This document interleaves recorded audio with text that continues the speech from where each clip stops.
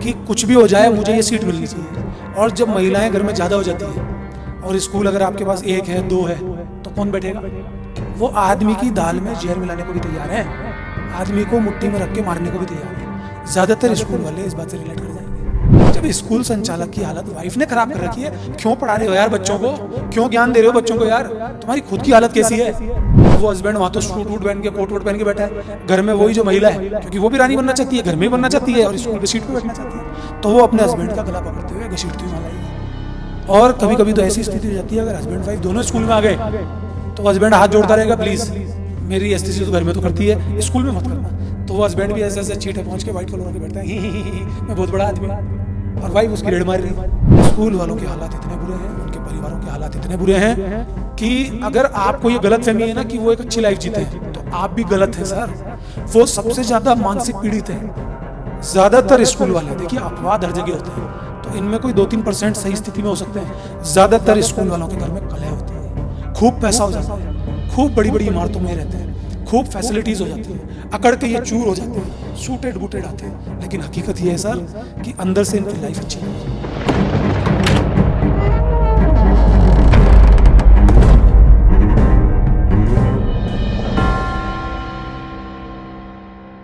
नमस्कार, मैं क्षितिज कुमार। आज के पॉडकास्ट का जो विषय है वो एजुकेशन से रिलेटेड है। एजुकेशन से रिलेटेड नॉर्मल नहीं है, कुछ गहरा प्रश्न है, आपको पसंद आएगा। हमारे पास बैठे हैं आपके चहेते अनमोल। अनमोल, आप बहुत सी विधाओं के जानकार हैं, आपने कई तरह के काम किए हैं, लेकिन स्कूल लाइन आपका पेरेंटल काम है, आप उसके बहुत नज़दीक रहे हैं। आज हम कुछ अलग विषय पर बात करना चाहेंगे और हम चाहेंगे कि जो स्कूल के संचालक हैं उनकी मानसिकता, उनके परिवार का माहौल, लेकिन इसमें भी हम कुछ अलग पूछना चाहेंगे और वो है नेगेटिव पक्ष, क्योंकि एजुकेशन में, स्कूलों में पॉजिटिव पक्ष तो जग जाहिर है। तो बताइए क्या स्थिति है? मैं जब स्कूल लाइन से जुड़ा था, उससे पहले खुद के स्कूल के लिए ही मेरे मन में नकारात्मकताएं थी। छोटा था, बच्चा था, तो जैसे जनरली पब्लिक के दिमाग में होता है कि बड़ी बड़ी बिल्डिंगें हों, बढ़िया टीचर्स हों, काउंटर पे बढ़िया सुंदर सी मैडम बैठी हों, वो स्कूल शानदार होते हैं। और मेरा कभी भी मन नहीं था कि मैं एजुकेशन में हूँ, क्योंकि जिस बच्चे को किताब देखते नींद आ जाती हो, जो बच्चा सिर्फ ज़िंदगी भर यही सोचता हो कि मुझे क्रिकेट खेलना है, क्रिकेटर बनना है, उसके दिमाग में लगता नहीं है मुझे कि पढ़ाई कोई अहमियत रखती हो। अब तो फिर भी क्रिकेटर्स पढ़ के आ रहे हैं, लेकिन एक समय था ऐसा कि नहीं भी पढ़ेंगे तो चल जाएगा। तो मेरा कभी मन ही नहीं हुआ कि मैं शिक्षा के नज़दीक आऊँ। और फिर घरेलू काम था, मेरे कान में हमेशा से ही यही आवाज़ें आई हैं, 2 दूनी 4, इस तरह की आवाज़ें आई हैं, ABCD। तो इन आवाज़ों को सुन सुन करके मैं बड़ा हुआ हूँ, लेकिन मन से कभी ये नहीं हुआ कि मुझे पढ़ाई करनी है। मेरा मन कभी पढ़ाई में लगा नहीं। धीरे धीरे ज़िंदगी आगे बढ़ी, कुछ ऐसी घटना सामने हुई कि मुझे इस स्कूल में आने का मन किया, क्योंकि आदत तो ये थी ही कि जो भी काम करना है ना पूरी ईमानदारी से करना है और उसमें लग के करना है, फिर वो काम करना है ना, फिर दूसरा कुछ भी नहीं। तो जब मैंने एंट्री की, तो जैसा कि हर स्कूल संचालक के मन में होता है कि स्कूल की बेहतरी या उसकी खुद की बेहतरी किसमें है, कि स्कूल में संख्या ज़्यादा हो, बच्चे ज़्यादा हो। और फादर ने भी हमेशा ये सिखाया कि कोई भी काम करो तो उसकी ऊंचाइयों पर पहुँचो।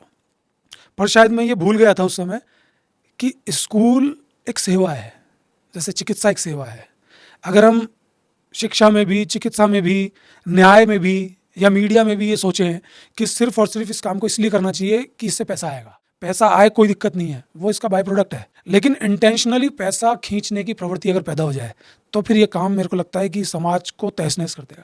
तो जब मैंने शुरुआत की तो हुआ ही कि कैसे स्कूल में बच्चे बढ़ते हैं, वो सारी ट्रिक्स मेरे को आने लगी। और आप ये मान लीजिए कि बचपन से शैतान तो रहा हूँ, और शैतान होने के कारण मैं बच्चों को बहुत अच्छी तरह से हैंडल कर लेता हूँ, समझ जाता हूँ उनकी शैतानियाँ। स्कूल से धक्के मार के निकाला हुआ बच्चा हूँ। अगर मैं एक सीधा साधा बच्चा होता, चश्मा लगाया हुआ एक पढ़ने वाला बच्चा होता, तो शायद मुझे कोई भी लूट के खा जाता।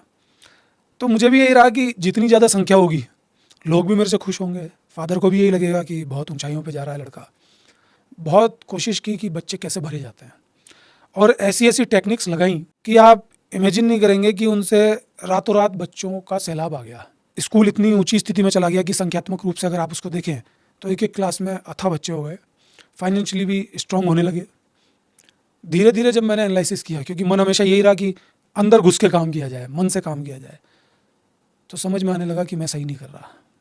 मेरे जो ये तौर तरीके हैं, मेरा जो ये स्टाइल है, ये बिल्कुल भी ठीक नहीं है, क्योंकि वो समाज से रिलेटेड था और स्कूल संचालकों की आदत से प्रेरित था। ज़्यादातर स्कूल संचालकों की आदत यही कि बस पैसा कमाना है इसलिए स्कूल खोलना है। आप स्कूल संचालक से ये बात करेंगे कि आपने स्कूल क्यों खोलना है, तो वो कैमरे के आगे तो ये बोल देगा कि मुझे पढ़ाने का शौक है, मुझे सेवा करनी है। जैसे आप एक बच्चे से बोलते हैं कि तुझे डॉक्टर क्यों बनना है, तो वो कैमरे के आगे तो बोल देगा कि मुझे सेवा करने की इच्छा है। लेकिन ये तो सभी जानते हैं कि हालात क्या है, कि उसका मन कहाँ तक जा रहा है, कौन सेवा करना चाह रहा है। आज स्थिति ये हो गई कि पूरे प्लान से खोले जाते हैं स्कूल, उसका आर्थिक पक्ष ही सबसे ऊपर रखा जाता है। तो मेरे बात धीरे धीरे समझ में आने लगी कि ये क्या नाटक हो रहा है। जब मुझे ये पता लगने लगा कि स्कूल वाले किस किस तरीके से पैसों को निकालते हैं, पैसा मिलता है ये अलग बात है, पैसे निकालते कैसे हैं, कैसे कैसे नई चीज़ें लगा देते हैं, पिकनिक के बहाने, आओ जी, गेम्स के बहाने, एक्टिविटीज़ के बहाने, यहाँ तक कि बच्चा लेट आ गया तो 10 रुपये फाइन लगा दो। इससे भी ऊपर कि अगर एक फ़ोटो कॉपी भी बच्चे ने कराई है तो उसका भी पैसा ले लो। और दिमाग में हमेशा यही हलचल चलती है कि कैसे भी संख्या बढ़ जाए। किसी भी तरह का बच्चा स्कूल में ले लो, भले ही वो क्लास को तहस नहस कर दे, भले ही वो पढ़ने वाले बच्चों की ज़िंदगियाँ ख़राब कर दे, भले ही वो टीचर की इज्जत को उठा के फेंक दे। इतने बुरे हाल मैंने देखे कि मुझे खुद को अपने आप से घिन आने लगी। और अंदर से चूंकि सत्य जानने का हमेशा मन रहा, वो सत्य जानने का मन यहाँ पर अड़ने लगा। फिर मेरे मन में ही कुछ ऐसी चीज़ें आने लगी कि मैं इस चीज़ का कम से कम विरोध ना करूं, लेकिन लोगों के सामने एक्सप्लेन तो करूं कि तुम्हारे साथ क्या हो रहा है। लोगों को पता ही नहीं है। लोग सिर्फ स्कूल संचालक को देखते हैं, सूटेड बूटेड हुआ एक व्यक्ति देखते हैं, उसकी स्मार्टनेस देखते हैं, उसकी प्रतिष्ठा देखते हैं कि वो कुर्सी पर बैठा हुआ है, उसके अंदर के विचार क्या हैं। कभी कभी तो डिग्री से वो धोखा खा जाते हैं कि शानदार डिग्री है जी, इनको तो बहुत कुछ आता होगा, लेकिन उसके अंदर क्या एक धूर्त व्यक्ति चल रहा है, उसके अंदर क्या एक चालाकी भरा विचार चल रहा है, ये किसी को नहीं दिखता।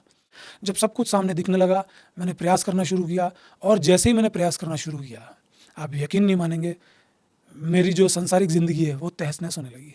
स्टूडेंट्स मेरे विरोधी हो गए, टीचर्स मेरे विरोधी हो गए, यहाँ तक कि परिवार के लोग भी विरोधी हो गए। फिर मेरा दिमाग और तेज चालू हुआ। विरोधी मतलब उनकी जो मान्यताएं चली आ रही उनको तोड़ने का कारण? ये मान लीजिए आप, मान्यताएं तोड़ने का ही कारण। जो एक ढर्रा चला जाता है ना एकदम से इजीली, उसको कोई है ना तोड़ना नहीं चाहता। उनको रस मिल रहा है, उससे बढ़िया पैसे की कमाई हो रही है। हाँ, सारा सेट है। और आप खुद अपने हिसाब से देख लो कि आपके दिमाग में भी तो यही है ना कि एक स्कूल वाला है ना बहुत पैसे कमाता है, एक स्कूल वाले की बहुत इज्जत है। इज्जत है कि नहीं है सच में, ये तो हम बाद में बात करेंगे, लेकिन पैसा तो वो कमा ही लेता है। और स्कूल जब बहुत ही शानदार तरीके से बना हुआ हो तो फिर पैसा ऐंठने की मशीन हो जाता है वो। तो जब मैं सारी चीज़ें देखने लगा और जब मैं इस पर काम करने लगा तो हर कोई मेरा विरोधी हो गया। मैं इतना दुखी हो गया इस बात से, इतना परेशान हो गया कि आप सोच भी नहीं सकते कि मतलब बस हार नहीं मानी और बाकी सब कुछ मेरे साथ हो गया। उसके बाद मैं बीमार हो गया। बीमार होते समय मेरे को एक ऐसा चित्र दिखा जीवन में कि यार अपन ने सही नहीं किया। आप सोचेंगे ना उस चित्र को कि कैसे फिल्मों में दिखाते हैं कि एक व्यक्ति मर रहा है और जो बेड है उसका डॉक्टर ने इतना कर दिया है, रात के 12 बज रहे हैं, सांसें बिल्कुल कम होने लगी हैं और वो ट्यों ट्यों चलता है ना, और वो धीरे धीरे जो उसकी वेव्स चलती हैं वो भी ऐसी चल रही हैं कि ऐसा साफ दिख रहा है उसमें कि ये तो जाने वाला है। साथ के साथ 105 बुखार, जो कि लगभग मरने के बराबर स्थिति हो रही है। सांस ऐसी लग रही है जैसे कि आ ही नहीं रही अंदर से। उस क्षण एक ऐसा विचार आया कि मैंने अपने जीवन के साथ ये क्या किया। मैंने ना इस जीवन को जाना, मेरा किसी भी चीज़ पे बिलीव नहीं है, मैं मानता किसी को भी नहीं हूँ, जानने की कोशिश करता हूँ। मैं ये कहता ही नहीं हूँ कि ऊपर वाला है कि नहीं है तो भी मुझे जानना है, नहीं है तो भी मुझे जानना है। लेकिन वो एक ऐसा क्षण था, मैंने अपने दिल से सोचा जो भी सत्यता इस दुनिया की, वो सत्यता मुझे एक मौका ज़रूर दे, और ये मौका देने के बाद मैं मौका अपने हाथ से जाने नहीं दूंगा। क्योंकि जब मैं मौत को देख के आया हूँ, मर तो मैं गया ही था वैसे ही, मैंने कितने सारे अस्पताल के आईसीयू देखे, तो फिर मुझे डरने की क्या आवश्यकता है। लेकिन इस सिस्टम को थोड़े दिन चला करके मैं देखना चाहता हूँ, इसलिए मैं थोड़ी चीज़ों की परवाह कर लेता हूँ, लोगों की मानसिकता की परवाह कर लेता हूँ। स्कूल वालों के हालात इतने बुरे हैं, उनके परिवारों के हालात इतने बुरे हैं कि अगर आपको ये गलतफहमी है ना कि वो एक अच्छी लाइफ जीते हैं, तो आप भी गलत हैं सर। वो सबसे ज़्यादा मानसिक पीड़ित हैं, ज़्यादातर स्कूल वाले। देखिए अपवाद हर जगह होते हैं, तो इनमें कोई 2-3% सही स्थिति में हो सकते हैं। ज़्यादातर स्कूल वालों के घर में कलह होती है, खूब पैसा हो जाता है, खूब बड़ी बड़ी इमारतों में रहते हैं, खूब फैसिलिटीज़ हो जाती हैं, अकड़ के ये चूर हो जाते हैं, सूटेड बूटेड आते हैं। लेकिन हकीकत ये है सर कि अंदर से इनकी लाइफ अच्छी नहीं है। कारण वही सीट, कहने को एजुकेशन में है, लेकिन प्रेम नहीं उमड़ता, हमेशा अकड़ कि ये मानो वो मानो, मुखौटा और रियल लाइफ से दूर चले जाना। अब ये स्कूल वाले ये सुन के सोचेंगे कि मैं उनका विरोधी हूँ। मैंने बचपन से इन चीज़ों को देखा है, और मैं वो बच्चा नहीं हूँ इंटेलिजेंट जो पढ़ाई को पसंद करता था, लेकिन मैं फिर भी असलियत बोल रहा हूँ। मैं आप ही का शुभचिंतक हूँ, मैं वीडियोस बनाता हूँ कि एक स्कूल वाले की इज्जत करें, लेकिन स्कूल वाले ने अपनी इज्जत खुद खो दी। कैसे? पूरी तरह से पैसों की तरफ चला गया। वो ये सोचना ही नहीं चाहता कि बच्चे का अच्छा हो। अगर वो ये नहीं सोचेगा, वो अपनी गिरबान में जाके देखे। देखिए, दिखाना अलग चीज़ है कि हमने बच्चों के लिए किया, देखो हमने किया है, लेकिन अंदर से सोचना अलग चीज़ है। स्कूल वाला तो भट्टी में भुन के, कहते हैं ना, खुद जलकर दीपक की भांति तेरा जीवन चमकाते हैं। अपने शिष्य का जीवन चमकाना, खुद बर्बाद हो जाना, खुद आबाद नहीं हो जाना कि फैसिलिटीज़ खुद के लिए बना ली है। तो स्कूल वाले के साथ यही होता है, उसके घर में हमेशा कलह रहती है। हर व्यक्ति एक दूसरे का गला काटने को तैयार हो जाता है, और छोटा बच्चा हो, बड़ा हो, फीमेल हो, मेल हो, सब कुर्सी पे बैठना चाहते हैं, क्योंकि उनको दिख रहा होता है कि एक व्यक्ति ऐसा होता है जो सबको ऑर्डर दे रहा है, इसकी ज़िंदगी तो कितनी शानदार है। हर कोई उसको पसंद करता है, लेकिन अंदरूनी स्थिति बिल्कुल अलग है सर। हमारे पॉडकास्ट में जो विषय रहते हैं वो ऊपर से लगते हैं कि साधारण है, आप भी उनके बारे में जानते होंगे, लेकिन अनमोल के साथ जो मैं प्रॉब्लम समझ रहा हूँ या इनका जो दर्शन है वो बहुत गहरा है, और उसका बेस है सत्य, जो तड़प है। मैंने कई बार महसूस किया है कि अनमोल नेगेटिविटी या एक क्रांतिकारी विचार अपने जो रहते हैं वैसा है, लेकिन जब मैं अंदर से जाता हूँ तो महसूस करता हूँ कि समाज को, बच्चों को अच्छा होने की तरफ बहुत प्यार करते हैं, और जिस तरीके से बताते हैं वो सत्य पर आधारित है। अनमोल, सत्य पर आधारित रहते हुए जीवन में जीना, आगे प्रोग्रेस करना, समाज के साथ लड़ते झगड़ते भी नहीं चला जा सकता। एजुकेशन जो है, स्कूल जो है, अगर वो आर्थिक पक्ष को सबसे आगे लेके चलती है कि पैसा ही सब कुछ है, जो कमाते भी हैं, तो ये जो पीढ़ी है स्टूडेंट्स की, विद्यार्थियों की, बच्चों की, इस पर तो पूरे देश का भविष्य निर्भर है। तो खाली पैसों को सामने रखकर अगर उद्देश्य लेके चलते हैं तो फिर देश के भविष्य में सहयोग है कि नहीं है स्कूलों का? मैं आपको कुछ भी नहीं बोल रहा, सिर्फ मैं आपसे इतना कह रहा हूँ, घटिया किस्म के मसाले अगर प्रयोग में लेंगे, घटिया किस्म की सब्जी प्रयोग में लेंगे, गंदा पानी लेंगे, ढंग से पकाएंगे नहीं, आप बताइए उसका रिजल्ट क्या होगा? सब्जी कैसी बनेगी? आपके सामने है ना। तो जो एजुकेशन की स्थिति है वो इस बात का सबूत है कि हकीकत में हो क्या रहा है। आप ये मत बोलिए कि बच्चों का क्या होगा, हो चुका। सर, ना मेरा कोई दर्शन है, ना मेरी कोई साइकोलॉजी है सर। क्लियर है, बिल्कुल छोटी सी बात है, सत्य है, इतनी प्योर बात है, कोई दिखती नहीं है इसे पड़ी हुई, क्लियर है, साफ। मैंने मना नहीं किया स्कूल वालों को पैसा कमाने के लिए, खूब फले फूले, उन्होंने कोई पाप थोड़ी ना किया है, लेकिन इंटेंशनली पैसा कूटना और अपने उसूलों को ताक में रख देना कि दूसरा स्कूल वाला ऐसी विधि अपना करके बहुत ऊंचाइयों पे चला गया तो मुझे दिक्कत हो रही है तो मैं भी वही तरीके अपनाऊंगा। नहीं सर, मर जा, कट जा, भुन जा, परेशान हो जा, एक एक रुपए के लिए मोहताज हो जा, समाज की पिटाई खा ले, समाज से पीड़ा ले ले, दुनिया गाली बकने लगे, मीडिया में तेरे को छलनी छलनी कर दिया जाए, लेकिन टस से मस ना हो, एक बार भी वो विचार ना आए जो सत्य से बिल्कुल अलग है। कोई भी व्यक्ति सुनेगा उसको तुरंत पता चल जाएगा। अब जो जनता है उसको सुनने में तो मजा आएगा, लेकिन स्कूल संचालक को ये बात समझ में नहीं आएगी। मैं उन्हीं के पक्ष की बात कर रहा हूँ सर, मैं मेरे घर में भी यही बात करने की कोशिश करता हूँ सर, लेकिन मेरे जैसा चेहरा पसंद नहीं किया जाएगा, क्योंकि हमारी जो लर्निंग्स हैं वो पैसे कमाने को लेकर के हैं सर। बहुत सारी चीज़ें जिनसे पैसा कमाया जा सकता है, लेकिन कम से कम सेवा की फील्ड तो छोड़ दिया जाए। और ये सिर्फ अपना मिथ है सर कि बहुत सारे पैसे कमाने के बाद बहुत अच्छी स्थिति हो जाएगी। मैं तो आपको चैलेंज कर रहा हूँ, मैं आपको मौका दे रहा हूँ, आप एक बार स्कूल वालों के घरों में जाके देखिए सर, 10-10, 15-15 स्कूल बना दिए हैं, कोई खाने वाला नहीं है सर। और जो औलादे हैं, जो बेटे हैं, वो इतनी स्थिति गड़बड़ कर देते हैं कि उन्होंने सब कुछ हरा हरा देखा है, उनको सब कुछ मिला हुआ है, वो मेहनत क्यों करेंगे सर? आज हर व्यक्ति सोच रहा है कि उसकी औलाद को सब कुछ दे दो ऐसे ही, तो वो बहुत तगड़ी हो जाएगी, बल्कि होना उल्टा चाहिए, उसको कुछ नहीं देना सर। और स्कूल वालों की एक परिभाषा रहती है, उनके एक घमंड सा रहता है अंदर कि मैंने क्या कर दिया। स्कूल वाला जो संचालक है वो एक तरह से गुरु ही तो है सर। अगर वो गुरु ही ये विचारधारा रखेगा कि मैं क्या चीज़ हूँ, मैंने ये कर दिया, तो उसके अंदर प्रेम भाव कहाँ से आएगा, उसके अंदर ठहराव कहाँ से आएगा, उसमें स्थिरता कहाँ से आएगी? वो हमेशा मैंने क्या कर दिया, मैं क्या चीज़ हूँ, मैंने देखो क्या कर दिया, मेरे स्कूल में कितने बच्चे हैं, वो यही गाथा गाता रहेगा। तो उनको सही होने की ज़रूरत ज़्यादा है। वो कहीं इनाम लेने पहुँच जाएगा, वो कहीं अपने आप को सम्मानित करवाने पहुँच जाएगा। सर, स्कूल वाले को सम्मानित होने की आवश्यकता है क्या? कौन सम्मानित करेगा सर? जिस दिन गुरु की श्रेणी में कदम रखा था उसी दिन सर सम्मान शुरू हो गया था। कहीं प्राइज लेके, कहीं माला पिनवा के, मेडल लेके थोड़ी ना पता चलेगा स्कूल वाले का। एक परिवार में बहुत से सदस्य होते हैं, हर एक का अपना अपना विचार होता है, भले से एक माहौल में रहते हैं लेकिन उसके बावजूद भी कईयों का अपना विचार होता है।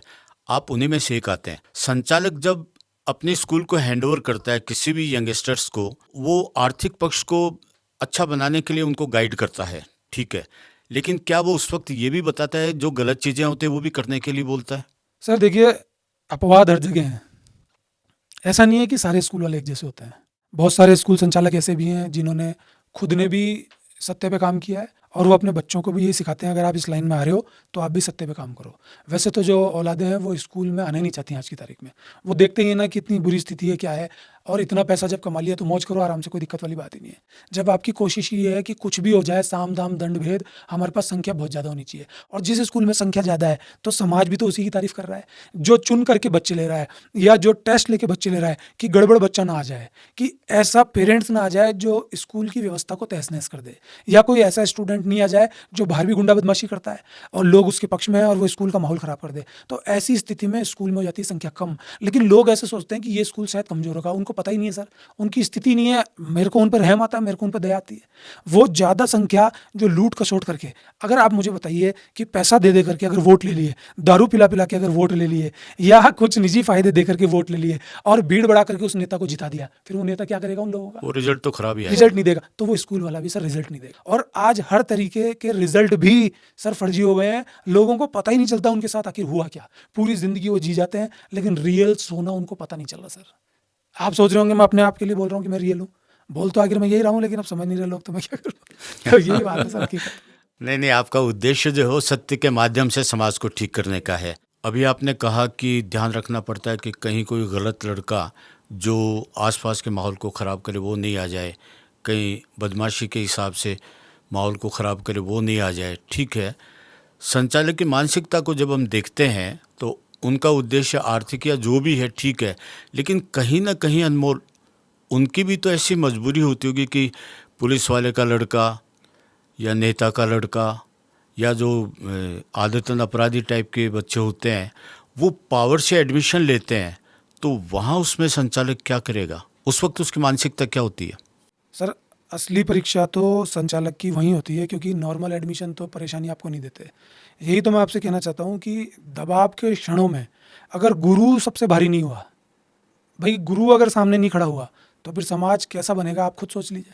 अगर गुरु ने ही सपोर्ट कर लिया, जब हम कई बार बोलते हैं कि पुलिस वाले गुंडों को सपोर्ट कर लेते हैं, राजनेता गुंडों को सपोर्ट कर लेते हैं, तो जब ये सब लोग एक दूसरे को सपोर्ट कर सकते हैं, अगर गुरु भी गड़बड़ चीज़ को सपोर्ट कर लेगा और पतली गली से उनके एडमिशन ले लेगा, तो फिर सर खेल खत्म हो गया सारा, फिर बेकार है। मैं यही तो आपसे कह रहा हूँ कि ठीक है, फिर आप मान लीजिए फिर आपके स्कूल का निर्माण वैसा ही होगा। और ऐसा होता है बड़े बड़े स्कूल्स के अंदर, इनके लिए एक अलग ही कोटा होता है कि कोई स्पेशल व्यक्ति है तो उसको एडमिशन होना ही है। कोई जातिगत तौर पे लेता है, कई स्कूल ऐसे हैं जो जाति के आधार पे बने हैं, उनकी जो कम्युनिटी है उसका नाम होता है कि अगर इस कम्युनिटी का कोई बच्चा आया तो फिर उसका एडमिशन तो हो ही जाएगा, भले ही वो पढ़ने में कैसा भी उसकी परसेंटेज कम हो। तो मैं आपसे यही कह रहा हूँ कि हकीकत तो यही है कि उनको ऐसी दबाव स्थिति में काम करना चाहिए, और कितना ही तगड़ा दबाव आ जाए अपनी बात से हटना नहीं चाहिए।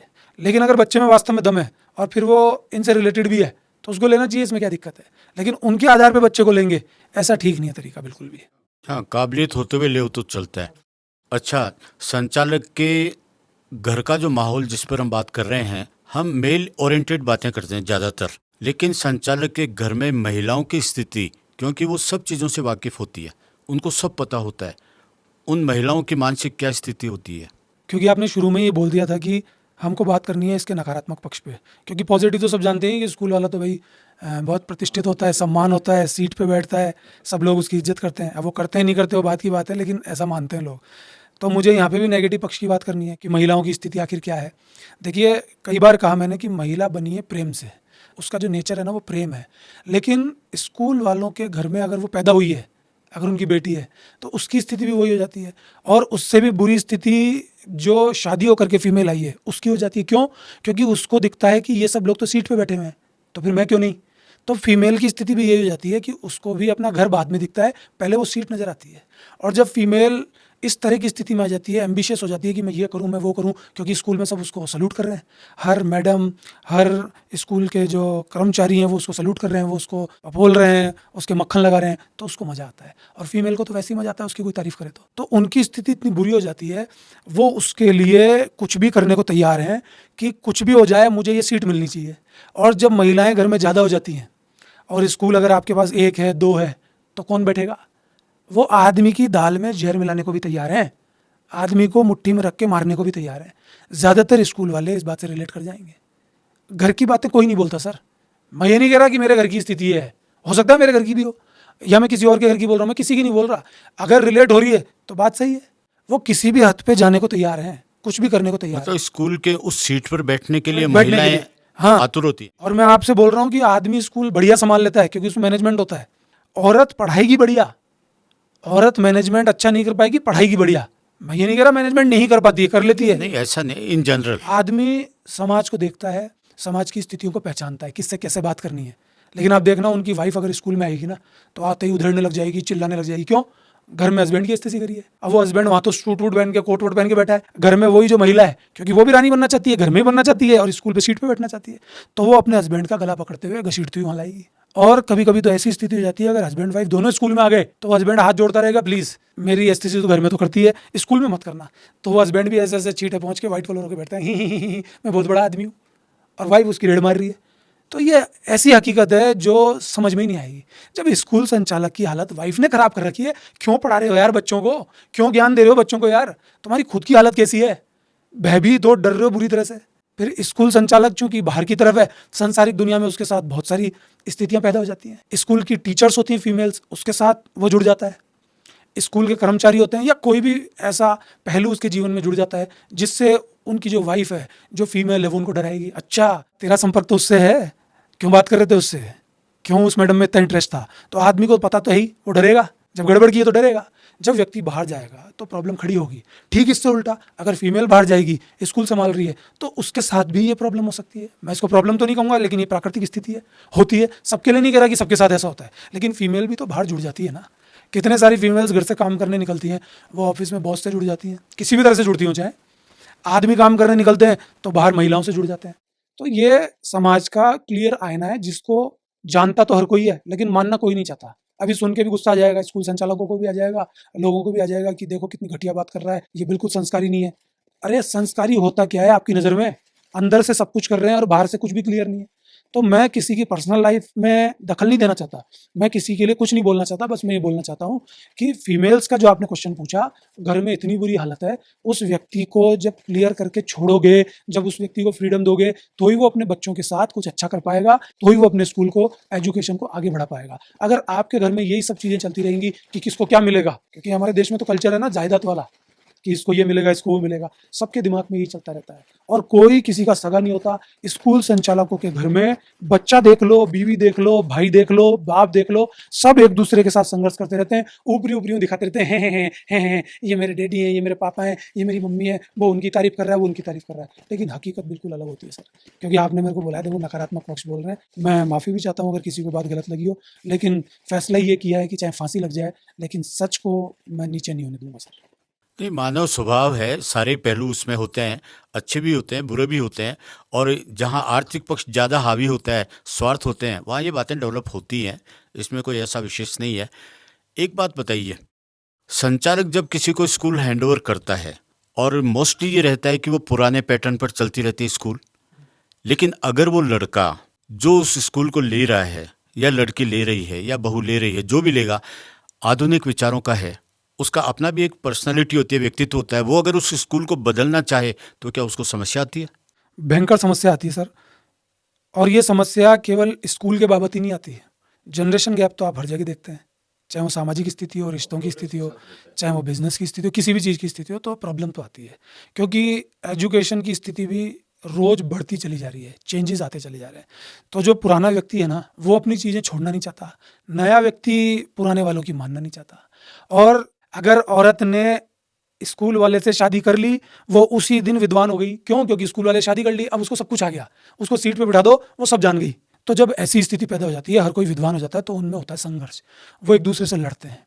फिर क्या होता है कि यदि जायदाद का सिस्टम बीच में आता है कि उसने सिर्फ अपने बच्चों को स्कूल संभला रखा है और वो जो डॉक्यूमेंट्स है अपने हाथ में रखता है, तो ऐसी स्थिति में जो बच्चे हैं वो अपने बाप के, माँ के मक्खन लगाना शुरू कर देंगे, उसको मीठी मीठी बातें बताएंगे। क्यों? क्योंकि अगर उसको मीठी बातें बताएंगे तो करते तो वो सब कुछ वो रहेंगे जो वो खुद करना चाहते हैं। सत्यता तब भी उनके सामने नहीं आएगी, हकीकत तब भी नहीं आएगी, लेकिन उनको भी उल्लू बनाएंगे और करेंगे वो वही जो करना खुद को है, और उल्लू वो बनते भी जाते हैं। स्कूल वाले कोई बहुत मजबूत लोग नहीं होते सर, दिखावा अलग चीज़ होता है। कोई कोई हीरा पैदा होता है किसी स्कूल में, वो अच्छे भी होते हैं, उनको मैं तहे दिल से नमन करता हूँ, लेकिन ज़्यादातर की हालत बहुत ख़राब है, अंदर से मजबूती नहीं है, और ज़रा सा भी कोई उनकी तारीफ़ कर दे, हल्का सा मक्खन लगा दे, तो बहुत ऊंचाइयों पे चले जाते हैं, और अगर फीमेल मक्खन लगा दे तो फिर तो कहने ही क्या। इन दिनों में जैसे जैसे एजुकेशन में ये फीस का, जैसे आप बता रहे हैं, आर्थिक पक्ष का है, ओपन नज़र आता भी है, पेरेंट्स पे भी करते हैं, और जो बड़े बड़े खूबसूरत बिल्डिंगें हैं, एसी है, बच्चों को सुविधाएं हैं, अदर एक्टिविटीज़ हैं, इन सब के चलते हुए माफिया खड़े हो गए हैं। पढ़ाई जो गुरुकुल से शुरू हुई थी वो माफियाओं तक पहुंच गई है। इसमें जो स्कूल का संचालक है, क्या उसकी मजबूरी है उन माफियाओं से जुड़ना, या अकेले चलने की प्रॉब्लम्स है? इसके बारे में थोड़ा प्रकाश डालेंगे। सर जो बड़ा हो जाएगा ना वो माफिया अपने आप बन जाता है, फिर वो खुद ही खुद की चलाता है। चाहे वो स्कूल संचालक बड़ा हो जाए, 20 स्कूल खोल लिए, ब्रांचेज हो गई, कोचिंग वाला हो, कोई भी हो, XYZ, या बड़ा कोचिंग वाला है, वो स्कूल वालों के ऊपर जोर डाल रहा है, तो स्कूल वाले उसके साथ कोलैब करके काम करते हैं। देखिए मैं सही गलत की बिल्कुल भी बात नहीं कर रहा कि कोई स्कूल वाला क्या नियम लगाता है तो वो गलत है, दूसरा कुछ और लगाता है वो गलत है। मैं गलत सही की कभी बात ही नहीं करता, क्या सही है क्या गलत है। मैं बात करता हूँ सत्यता की। फॉर एग्जाम्पल, बच्चा बोल रहा है मैं पढ़ने जा रहा हूँ, या तो बोल मत, और पढ़ाई नहीं कर रहा, बाकी सब काम वो स्कूल में कर रहा है। टीचर बोल रहा है मैं ईमानदारी से पढ़ाने जा रहा हूँ, वो पढ़ाने में ध्यान नहीं रख रहा, बाकी सारे काम कर रहा है। स्कूल डायरेक्टर बोल रहा है मैंने स्कूल इसलिए खोल रखा है क्योंकि मुझे सेवा करनी है बच्चों की, और बच्चों को शिक्षित करना है, समाज को आगे बढ़ाना है। उसने सारे धंधे पाल रखे हैं वहाँ, लेकिन बस वही काम नहीं कर रहा जिसको वो बोल रहा है, जिसके लिए उसने स्कूल बनाया है। तो माफिया हो चाहे कोई भी हो सर, अगर सत्यता का निर्माण मन में नहीं होगा ना, तो मैं नहीं समझता कुछ अच्छा हो पाएगा। और ये बढ़ता ही चला जा रहा है। माफियाओं की जहाँ तक बात है, किसी भी चीज़ में जो बड़ा हो जाएगा, अगर उसमें ईमानदारी नहीं है, सच्चाई नहीं है, तो माफिया ही बनेगा। मैंने अक्सर कहा है कि सही इंसान कौन, जब सही गलत की मैं बात ही नहीं करता, लेकिन फिर भी अगर आप मेरे से सही की कसौटी लेंगे तो मैं ये कहूँगा कि जो बड़ा होने के बाद भी शोषण नहीं करता ना किसी का, वो सही है। छोटों का शोषण नहीं करता। स्कूल संचालकों को भी एक दूसरे के साथ मिलकर चलना चाहिए, लेकिन होता ही है स्कूल संचालक एक दूसरे से चिढ़ते हैं, जबकि हकीकत यह है कि वो तो दोस्त ही होने चाहिए क्योंकि एक प्रोफेशन में। लेकिन गला काट प्रतियोगिता हो जाती है कि तेरे स्कूल में इतने बच्चे, तू इतना बड़ा हो गया। ऐसा नहीं होना चाहिए। कुछ चीज़ें हमने दूसरे से सीख ली, कुछ चीज़ें तीसरे से सीख ली। कब किसी के मन में एक ऐसा सूत्र आ जाए और वो एक दूसरे को बता रहे हैं, लगा रहे हैं, एक दूसरे के साथ मीटिंग कर रहे हैं। ये विधा अभी भी कुछ गाँव के स्कूल्स में है, वो एक दूसरे को सपोर्ट करते हैं, सहयोग करते हैं। इसीलिए आज भी बच्चे गाँव में कुछ पढ़ाई को शायद तवज्जो देते हैं। तो मेरा मानना यही है सर, माफिया तो तब निर्मित होते हैं जब इंसान सत्यता से दूर हो जाता है। जैसे आपने कहा कि कुछ बच्चे पढ़ाई करते हैं, तो वैसे ही टीचर्स जो हैं, गुरु जो हैं, उनमें बहुत, जो आप जैसे हैं वैसे ही कुछ टीचर्स भी तो होते हैं जिनकी आत्मा जागती है कि नहीं, ये पीढ़ी जो देश के काम आएगी। बहुतायत जो आप बोल रहे हैं वो दिखता है, लेकिन अंदर जो है, फिर मैं घूम फिर के नेगेटिव निकालने के लिए पॉजिटिव की तरफ आ रहा हूँ, लेकिन ये है कि क्या वो टीचर्स उनको बनाते हैं या बच्चे अपने आप बनते हैं? आपने देखा भी होगा कि समाज में समय समय पर अलग अलग विचार बड़े हुए हैं। चाहे वो किसी ने हमारे देश पर राज किया हो, तब भी ऐसे लोग खड़े हुए ना कि पूरी दुनिया एक तरफ, डर गए लोग। चाहे अंग्रेज़ों की बात हो, चाहे मुगलों की बात हो, उनसे डर गए लोग। लेकिन कुछ ऐसे खड़े हुए ना कि फांसी भी चढ़ गए, चढ़े ही हैं। लेकिन टस से मस नहीं हुए। तो सर, मरने से डरना है ना, या फैसिलिटीज़ चली जाएंगी हाथ से, इस बात के लिए भयभीत रहना, ये तो स्कूल वाले का या टीचर का धर्म ही नहीं है। धर्म की बात हमेशा करते हैं कि हकीकत में धर्म किसका? मरीज वहाँ मरे जा रहा है, डॉक्टर बोल रहा है रुक जा मैं खाना खा के आ रहा हूँ, तो ये उसका धर्म है क्या? असली में धर्म लोगों ने समझा ही नहीं। तो टीचर का भी धर्म है, लेकिन सर सभी लोग एक ही थैली के चट्टे बट्टे हो जाते हैं, तो टीचर भी उन्हीं में घुस जाता है। कुछ टीचर्स हैं जो हिम्मत करते हैं, लेकिन जब टीचर घर पे रोटी नहीं दे पा रहा, उसकी बीवी चिल्ला रही है कि देख वो टीचर इतने कमा के आ रहा है, देख वो इतने बड़े बड़े कोचिंग संस्थानों में पढ़ाता है, अरे तू ही क्यों नहीं खोल लेता कोचिंग? तो टीचर का दिमाग आउट हो जाता है। फिर कोचिंग ट्यूशन खोलने के चक्कर में वो जो बच्चे पढ़ा रहा है स्कूल में, वो उनके साथ 420 करता है, चाले चलता है कि ये जो बच्चे हैं मेरे कोचिंग में आ जाए। तो ऐसा सिस्टम सारे मिलके फैलाने लगते हैं और सारे लोग चोर चोर मौसेरे भाई हो जाते हैं। मैं उन लोगों को सल्यूट करता हूँ, उन लोगों के लिए जो बोले वो हाजिर है, उन लोगों के लिए मेरी जान भी हाजिर है, जो लोग इस पूरे सिस्टम का सपोर्ट ना करते हुए हमेशा खड़े रहते हैं। फिर वो टीचिंग फील्ड में हो, चिकित्सा की फील्ड में हो, वकील हो, जज हो, पुलिस वाले हो, उनके लिए सल्यूट है सर। आप क्या सजेस्ट करना चाहेंगे, जो संचालकों की मानसिकता है, उनके परिवार का जो माहौल है, ये कैसा होना चाहिए और उसका आधार या माध्यम क्या है?